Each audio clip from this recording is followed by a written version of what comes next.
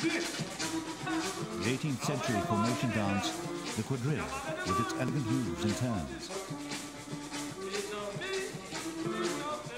It needs a sense of rhythm and close teamwork. It went out of fashion a long time ago in France. But here in the Caribbean island of Martinique, it's still popular with local dance groups, even though it has its roots in slavery. This version mimics the original. Slaves wanted to do the same things as their masters. Comme ils n'avaient pas accès précisément Since they didn't have access to their masters' houses, it was the maids who watched the slave owners dancing. Les femmes de ménage qui regardaient la danse et qui transmettaient aux esclaves de façon they passed on what they had seen and taught them to dance it. Martinique is part of France. It may be a tiny volcanic island in the Caribbean, but for over 50 years, along with its neighbor Guadeloupe, it's been a département or region of France. They're as French as the Loire or Normandy, or anywhere on mainland France. And today, French living in Europe come across the Atlantic to soak up the sun, laze on the beach and spend money. Private villas and top-notch hotels dot the landscape. But for 500 years, the French were in charge as colonial masters, making vast fortunes out of sugar production. Not much has changed in sugarcane production since then. Machetes remain the tools of choice, and it's still back-breaking work under a hot sun. The industry was once the island's top money earner, but tourism has surpassed sugarcane and now accounts for the majority of jobs. After more than 40 years of direct rule from Paris, these islands are demanding more autonomy. Local elections were held in September, and the campaigning, peppery as the dancing.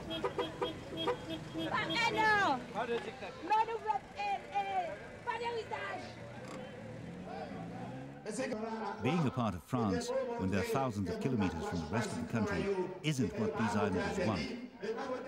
They feel strongly they want greater autonomy, and the politicians of every party are banging the independence drum.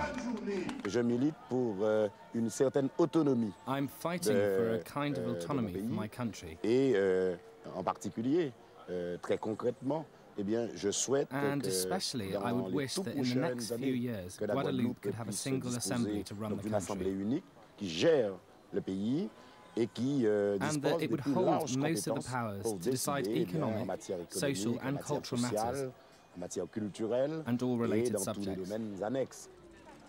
The turnout on voting day on Guadeloupe shows just how strong that feeling is. Even though they have their own elected MPs in the French Parliament, islanders say it just isn't enough. Most of them want to register their opinion in a democratic way and were willing to withstand the heat, humidity and long queues. Another political priority they say they need is protection in the competitive global economy. Agriculture is the chief source of the island's export earnings. Sugar production has declined since most of the cane now goes into making rum. But rum and sugar don't make a balanced diet, and most of the island's meat, grains and vegetables are imported. The ships arriving in port laden with food add up to a chronic trade deficit with France and annual transport of economic aid. Modern techniques are deployed to ensure the agribusiness remains as strong as possible. Crops are being diversified, away from the traditional sugarcane to aubergines and flowers. Jobs like spraying fields that once required an army of workers now use just a handful. The islands have 27% unemployment. Bananas are a mainstay of the economy, representing half of the island's export earnings. Not much of the island is arable, and there are hazards, active volcanoes, and the regular threat of hurricanes. These bananas may look healthy, but the industry is anything but. Competition is fierce, and a price-cutting war is underway.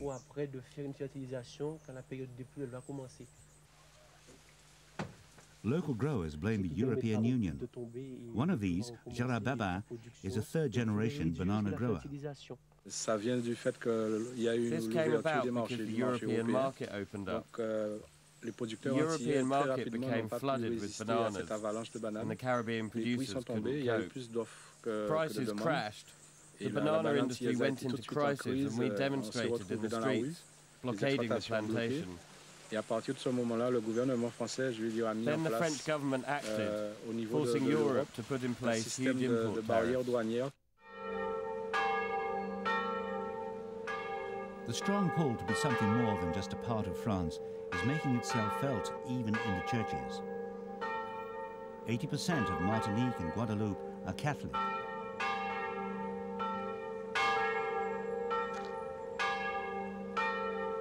Many churches want to celebrate Mass in Creole, the local language they speak in the streets, in their houses, to each other, not French.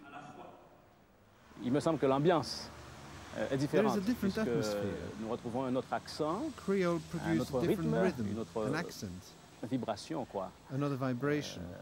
Il me semble en tout cas que les gens s'expriment avec ce qu'il y a au fond d'eux-mêmes et que ça s'en ressent dans la liturgie quand même, qui est du coup, me semble-t-il, plus festive, plus animé.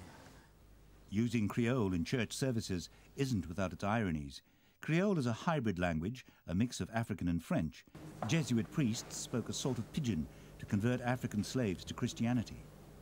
An exhibition shows artifacts connected with the early church on Martinique. The first forms of the language seem crude compared with the official status of Creole today. We see here the first catechism that was published in Creole in 1842.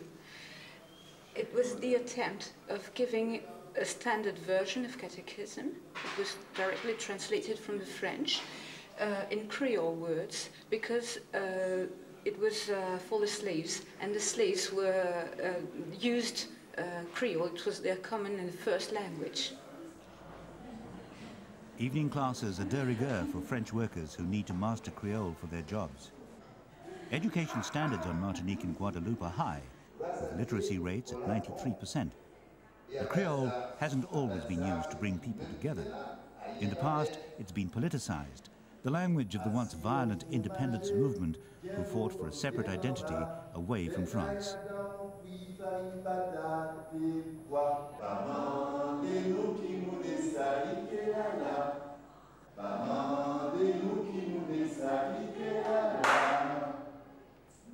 Je suis professeur de français. I'm a French teacher. J'ai également ce problème aussi avec les élèves, puisque beaucoup d'élèves font des erreurs justement qui sont dues à ce mélange entre créole et français. Alors j'ai entrepris de faire des études d'infirmière, donc je suis obligée d'être en relation avec des personnes qui parlent français. It all seems so new, a language of revolutionaries in the official French curriculum. Puis autour du mouvement communiste, it was from the communist movement that small independence parties formed around the country. Nombre de petits partis indépendantistes qui d'ailleurs ont fait quelques dégâts dans les années 80 puisqu'ils ont posé des bombes et ont tué quelques personnes ici. For many, their dreams of an island autonomy remain strong, but their means have become sophisticated, and they're now willing to work within the system. Alors, la langue créole dans tout ça a servi de catalyseur puisque les nationalistes s'expriment pratiquement uniquement en créole. En même temps, ils ont aussi véhiculé un discours en ce qui concerne la consommation des produits locaux, puisque malheureusement le Guadeloupéen consomme de moins en moins ce qu'il fabrique, ce qu'il consommait avant. Je veux parler des produits vivriers que vous avez d'abord vus sur le marché ce matin. The latest casualty of the independence movement is the statue of Marie Antoinette. This famous historic figure was born in Martinique. But Marie Antoinette is anything but a celebrity on the island. Her recent beheading shows how local people feel about this symbol of French rule. The natural beauty of the islands lures tourists, but not in sufficient numbers to eliminate the handouts from France. The torrent of rhetoric among some of the islanders seems unlikely to translate into any decisive action in the near future. Just as long as both islands remain financially dependent on France and the EU, their political status will follow suit.